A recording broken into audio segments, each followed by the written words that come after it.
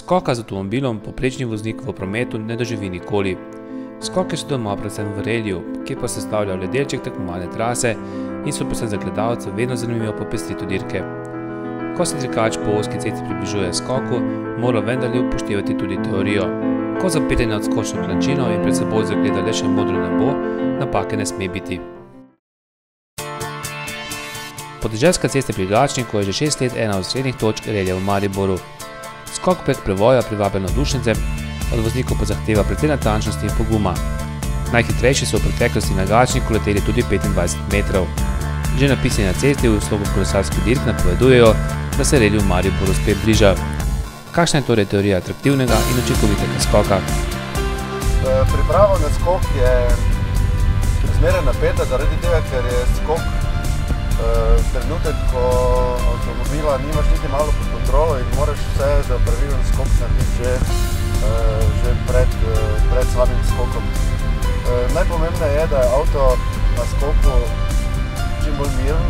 Nekateri skoki so bolj enostavni zaradi tega, ker je cesta ravna in naprej veš, kam boš pristal, medtem ko pri tem skoku na Gračniku pa je vse skupaj malo bolj zafrknjeno, ker je skok na slepo in hkrati gre v rahel zavoj.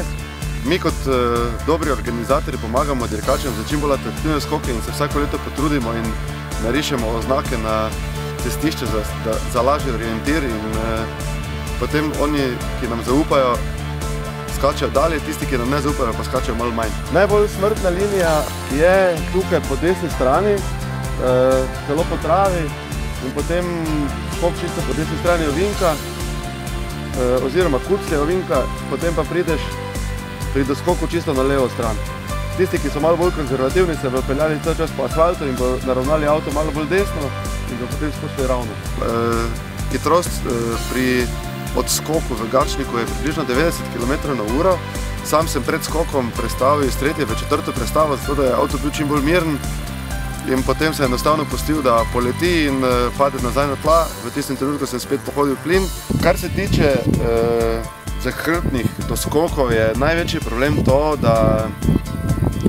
da enostavno vozniku nabije zadek in zadek odskoči nekontrolirano v levo ali pa v desno, takrat se navadno tudi zgodi največ nesreč. Skoki so načeloma izjemno atraktivni, dirkači jih imamo radi, to sigurno, je pa res, da nam lahko marsikaj pokvarijo.